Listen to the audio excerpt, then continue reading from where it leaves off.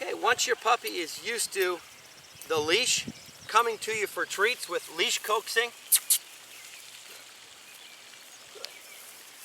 and understands the pedestal, whoa, you can begin doing your puppy obedience. The puppy obedience, there are two commands that you're going to focus on. Number one, your recall, which we just showed you, using the leash and a combination between negative reinforcement with the leash and positive reinforcement with the treats to get our dog to learn to come to us. As the dog becomes more proficient, you can begin pulling a little harder on your leash. Good. And this usually occurs when the puppy's about 10 weeks old, if you started when they're 7 or 8 weeks old.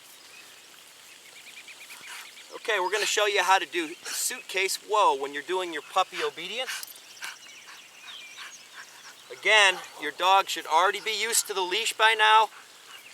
They should be standing on the pedestal well. They should be whoaing in the crate in order to be able to do this. You notice that I've just looped the lead under the dog, brought it back up, and they call this the suitcase whoa because you're literally grabbing your dog like he's the handle on the suitcase. Whoa. And I'm using pressure on, pressure off with negative reinforcement. I'm pulling on the leash through the collar and the belly. Every time the dog moves, I lift the dog up. When the dog stops moving, I take the pressure off, and the dog learns to stand there still. In the beginning, you're not going to move around.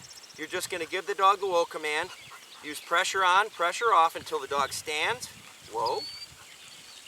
And once the dog will stand there with no pressure on the lead, you can give it the treat. Good. And the dog will learn very quickly when he hears the word whoa to stand up, not move, in order to get positive reinforcement. Good. Once our dog becomes confident with the suitcase method, when we're just standing still, we can begin to walk around the dog. When we do this, we're going to want a little more control, so we're going to loop the lead around, put it through the handle of the leash, around the belly, like this. Hook the clasp end to the collar, and now we've got a little more control. If the dog gets excited, just literally grab him like this. Use your hands to stabilize. We don't want this to be a horrible experience. Good. And bring them back into the suitcase whoa. Now as the dog becomes better, we can walk around the puppy. Again, if the puppy moves, watch what happens. Puppy moves, we just catch them with the suitcase, lift them up a little, bring them back to where they were, start over. Whoa. Very quickly, your dog will allow you to walk all the way around. When they've done that, give them a treat. Good. Take your time with this. Use a lot of repetition. We just have a puppy. We don't want to use heavy negative reinforcement. Once your dog gets very good at waiting in the crate until you release them, you can start associating the whoa command. Whoa. Yeah, again, if the dog attempts to rush the door, just bounce the door in the dog's nose. Do it repeatedly. It might take a long time. Eventually your dog will stay back. But once they start staying back naturally and understanding that that's their link to getting out, start associating the whoa command. Whoa. Whoa. Dolce. And then when the dog has successfully stayed back, release them by saying their name. Getting your puppy used to and excited about birds is extremely important from the time that they're a young pup. Dogs' minds are developing from the time that they're born until they're 2 years old. And they learn the most rapidly from the time they're born till they're 6 months old. So it's really important at that point to introduce them to birds. We're not going to do our bird work more than once a week. If we do birds more than once a week, it's going to make all the rest of our training look too boring. And it's important that we keep our dog's enthusiasm at a high level during our other training exercises. Birds once a week. Now, when we do our bird exercises, we're going to go to a yard that is different than the yard that we do our normal work. If we do our bird exercises in the same yard we attempt to do our obedience, again, it'll make the obedience look boring, and the dog won't be excited about anything but birds in that yard. So let's go to a different yard to do our bird work, our once-a-week bird work. Now, with a small puppy, this is a 4-month-old dog, so with a 7 or 8 week old puppy, All we're interested in is getting the dog excited.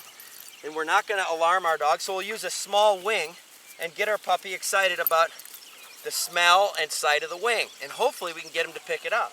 So we're just going to kind of play with the puppy and get the puppy excited about grabbing it. When they grab it, we can just cradle the dog like this, not taking it from him right away. Let him hold it for a little bit. Good dog. Good dog. Good. And then take the wing from the pup. Don't get in a battle with your dog. Again, we're trying to get the puppy interested in the birds. Now, once your dog shows interest in the wing, you can begin to throw it sequentially further and further away. Notice we have our leash on because we always work at preventing negative behaviors. Good dog. Come on, Dolce, heel. Come on. All right, good dog. Don't let your dog dawdle too much. Reel him in with the lead. Good. Let him hold the bird wing for different periods of time. Good. Let him know that you're not going to always take it from them, and they'll be more likely to hold it. We're going to do the same thing with our bumper. Once our puppy is excited about retrieving the bird wing and over 10 weeks old, we're going to introduce them to the wing on the string. So I have a fishing pole and a bird wing. You can use any sort of game bird wing or a pigeon wing. But it's important our dog is excited about birds first, so you should be doing your retrieves first. So we've got this on a fishing pole, and the most important part of this exercise is that the dog does not catch the bird wing. You do not want the dog to catch the bird wing, so it's important that you have control. Okay, so I'm going to release the pup. Now this dog's pointing right away. We don't want the dog to learn to creep too much. So if he creeps past 3 or 4 feet, we're going to go ahead and move the bird wing. Just simulating a game bird in flight. We'll let it fall, and if the dog rushes the bird, we'll continue to flip the bird out of the way. Very soon, if the dog's got natural pointing instincts, they're going to begin to point the wing. The most important part is we do not let the dog catch the wing. If they begin to move around off of the pointing position, we'll move the wing. There you go. Now, once your dog points, has a nice point, which I don't consider that one nice.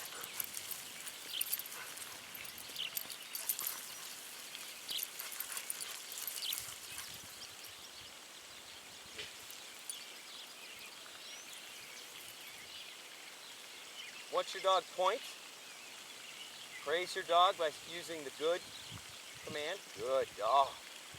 Good. And wrap up the exercise. After you've done this 3 or 4 times with success, that's the last time I want you to do the bird wing exercise. Too much of this bird wing exercise can actually result in negative behaviors. This is just to start the dog with the idea that sometimes birds can move. This is to start your dog with the idea that birds are alive, can move, and will fly if they rush in. Remember, any bird work should be done in a yard alternate to the yard that you do your obedience. Any bird work with a young pup should not be done more than once a week.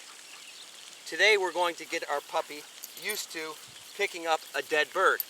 So we need to start with a small bird that's not intimidating or too hard for the dog to pick up. And the prerequisite should be that our dog is consistently retrieving a bird wing and a bird wing that's taped to a paint roller or a small bumper. So here we have a dead pigeon. We've got a 4-month-old dog. We know that this dog's excited about birds, and we're going to make sure that this dog sees the bird in our hand and knows that it is not a bird that it is finding. We do not want this dog to have to use its nose to find this bird. That can create confusion. We never want our dog to use their nose, our puppy. We never want our pointing dog to use its nose to find a dead bird in the field.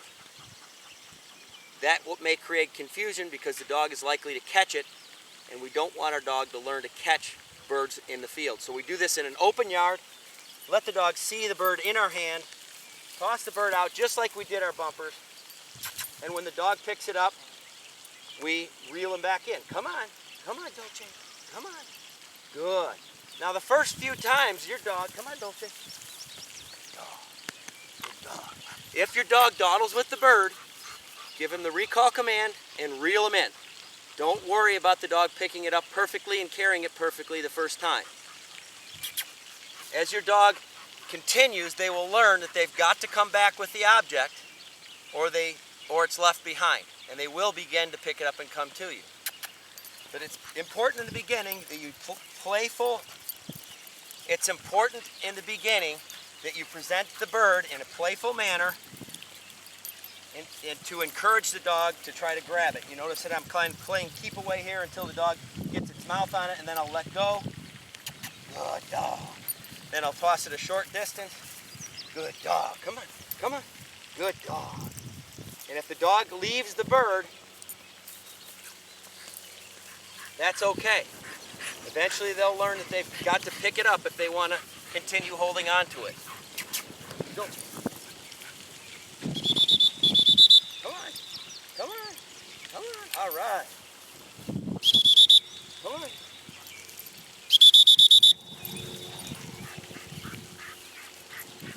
If the dog leaves the bird, you go pick it up yourself. Never let the dog back go to pick it up. Go. Come on. Good dog. Good dog. All right. Good dog. Go. Come on.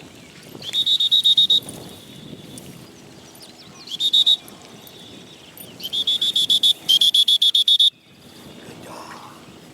Good dog. All right. Quit while your dog is excited. The most important thing at this point is the dog is excited in general about the exercise. We are not looking for perfection.